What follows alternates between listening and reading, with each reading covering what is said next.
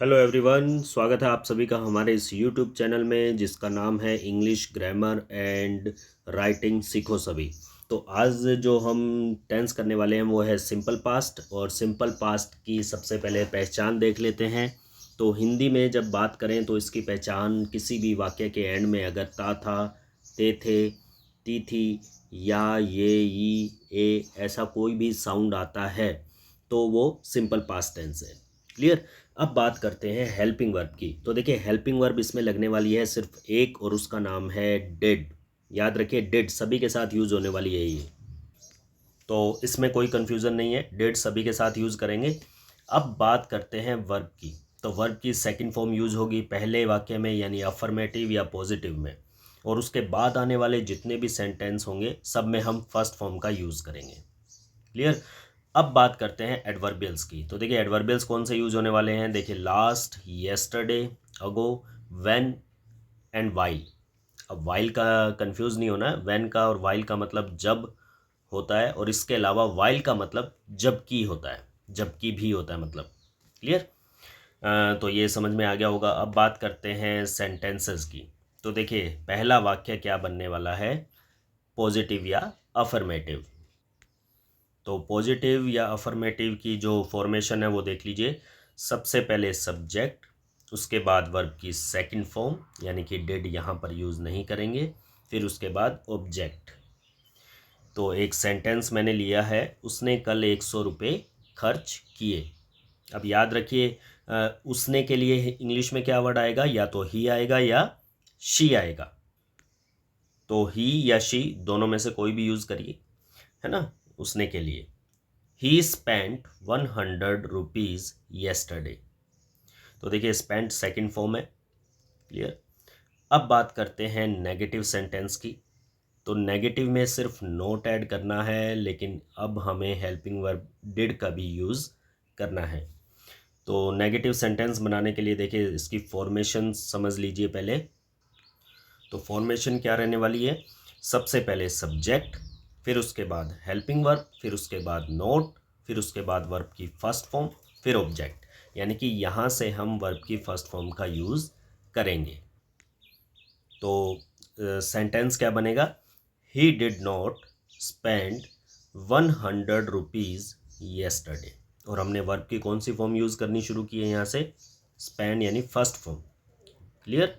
अब second form नहीं आएगी। अब बात करते हैं नेक्स्ट की, जो है sentence interrogative sentence. 3 number interrogative sentence जो कि हेल्पिंग वर्ब से शुरू करने वाले हैं। और जब भी हेल्पिंग वर्ब से कोई सेंटेंस शुरू होता है तो उसका हिंदी में जो अर्थ शुरू मतलब जो ट्रांसलेशन बनेगा वो शुरू होगा क्या से। तो देखिए सबसे पहले हेल्पिंग वर्ब, फिर उसके बाद सब्जेक्ट, फिर उसके बाद वर्ब की फर्स्ट फॉर्म, फिर उसके बाद ऑब्जेक्ट, और लास्ट में क्वेश्चन मार्क। तो देखिए वाक्य क्या बनेगा, did he spend 100 rupees yesterday. क्या उसने कल 100 रुपये खर्च किए। अब बात करते हैं नेक्स्ट यानी फोर्थ सेंटेंस की, जो है इंटेरोगेटिव नेगेटिव। इसमें क्या है, इसमें देखिए सिर्फ एक नोट ऐड करना है सब्जेक्ट के बाद, बाकी सेम वैसा ही है जैसे ऊपर अभी हमने बनाया है। सबसे पहले हेल्पिंग वर्ब, फिर उसके बाद सब्जेक्ट, उसके बाद आपको नोट रखना है, फिर उसके बाद वर्ब की फर्स्ट फॉर्म, और उसके बाद ऑब्जेक्ट, और लास्ट में क्वेश्चन मार्क। तो सेंटेंस देखिए, did he not spend 100 rupees yesterday. क्या उसने कल 100 रुपये खर्च नहीं किए। क्या उसने कल 100 रुपये खर्च नहीं किए। क्लियर।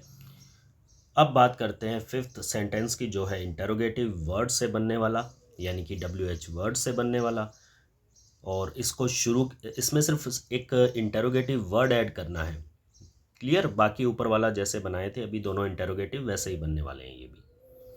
तो इंटेरोगेटिव वर्ड को सबसे पहले रखें, फिर उसके बाद हेल्पिंग वर्ब को रखें, फिर उसके बाद सब्जेक्ट, फिर उसके बाद वर्ब की फर्स्ट फॉर्म, फिर उसके बाद ऑब्जेक्ट, और लास्ट में क्वेश्चन मार्क। तो देखिए वाक्य क्या बनेगा, how much money. How much का यूज़ किया है यहाँ पर मैंने। How much money did he spend yesterday, यानी कितना रुपया उसने कल खर्च किया। मनी हाउ मच से, यानी कि मनी के लिए हाउ मच यूज होगा, याद रखिए। और अगर रुपीज़ की बात करेंगे तो हाउ मैनी रुपीज़ आएगा। क्लियर।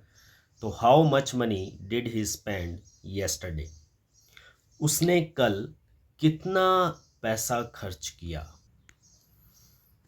अब इसी का एक और बना लीजिए, इंटेरोगेटिव वर्ड्स प्लस नेगेटिव। सिर्फ नोट ऐड करना है सब्जेक्ट के बाद, बाकी सेम है जैसा ऊपर अभी बनाया। देखिए, सबसे पहले इंटेरोगेटिव वर्ड, फिर उसके बाद हेल्पिंग वर्ब, फिर उसके बाद सब्जेक्ट, फिर उसके बाद नोट, फिर उसके बाद वर्ब की फर्स्ट फॉर्म, फिर उसके बाद ऑब्जेक्ट और लास्ट में क्वेश्चन मार्क। तो सेंटेंस जो बनने वाला है वो क्या बनेगा, how much money did he not spend yesterday, यानी कल उसने कितना रुपया खर्च नहीं किया। अब बात करते हैं पास्ट सिंपल टेंस में कुछ ऐसी चीज़ों की जो इम्पोर्टेंट है। देखिए, सबसे पहले देखिए, पहला जो फॉर्मेशन मैंने लिया है वो है it is time, it is high time plus subject plus verb की सेकंड फॉर्म। ये पूरी एक फॉर्मेशन है, याद रखिएगा इसको। अगर कोई सेंटेंस इट इज़ टाइम और इट इज़ हाई टाइम से शुरू हो रहा है तो उसके बाद वाला जो सेंटेंस है वो सिंपल पास्ट में आपको बनाना है। कैसे, देखिए, it is time, it is high time you slab, यानी कि आपके सोने का समय हो गया है या तुम्हारे सोने का समय हो गया है। अब बात करते हैं सेकंड इम्पोर्टेंट जो इसमें मैंने बताया है, लिया है फॉर्मेशन, वो क्या है। देखिए, अगर सब्जेक्ट है उसके बाद वुड रेदर है तो अगला जो वाक्य बनने वाला है वो सिंपल पास्ट में बनेगा। क्लियर। देखिए कैसे, सबसे पहले सब्जेक्ट यानी कि आई, फिर would rather, I would rather subject, फिर उसके बाद दोबारा यू, वर्ब की सेकंड फॉर्म प्लेड। तो क्या बनेगा, I would rather you played well. You played well किस में है, सिंपल पास्ट में। क्लियर। अच्छा, इसका मीनिंग क्या निकलेगा, देखिए नीचे लिखा हुआ है, मैं चाहूँगा कि तुम अच्छा खेलो। तो ये इम्पोर्टेंट भी है सभी के लिए। अब बात करते हैं थर्ड इम्पोर्टेंट जो फॉर्मेशन है वो क्या है। देखिए, इसमें आप देखिए सब्जेक्ट, इसके बाद विश या विशेज़ है, फिर उसके बाद अगला जो टेंस बनने वाला है वो सिंपल पास्ट में बनाना है। क्लियर। कैसे, देखिए, सब्जेक्ट प्लस विश या विशेस प्लस सब्जेक्ट, फिर उसके बाद वर्ब की सेकंड फॉर्म क्या बनेगा। एक एग्जांपल देख लीजिए, I wish I knew her name, काश मैं उसका नाम जानता, यानी कि मैं उसका नाम नहीं जानता, इसका मतलब ये होगा। अब इसी का एक और एग्जांपल देखिए, I wish I were A rich man. Clear. काश मैं एक अमीर आदमी होता, लेकिन ऐसा है नहीं। क्लियर।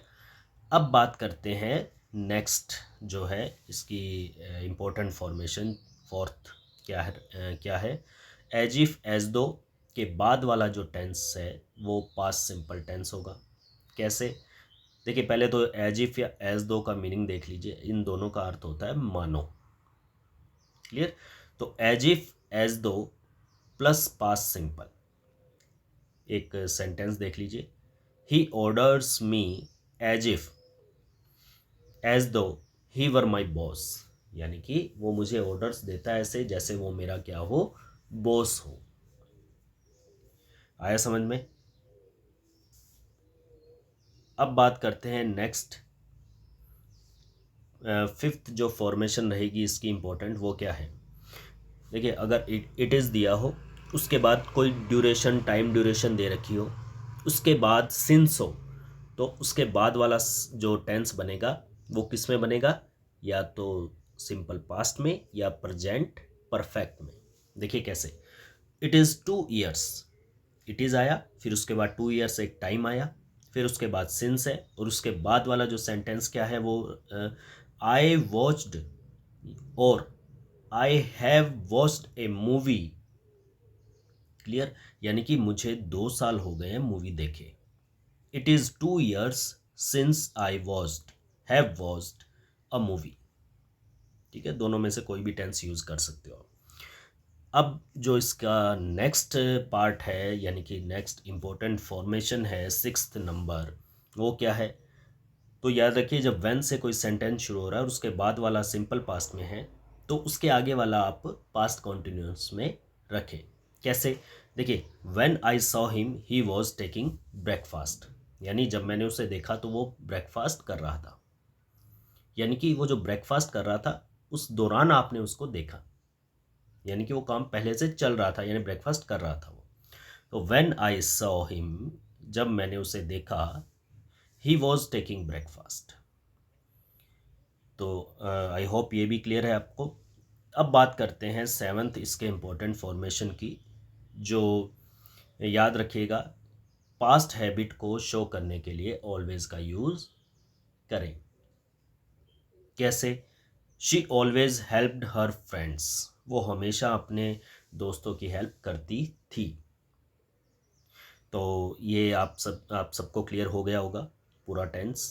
तो आशा करता हूँ आपको वीडियो पसंद आया होगा, और ज़्यादा से ज़्यादा इसको शेयर और सब्सक्राइब करिए। Thank you.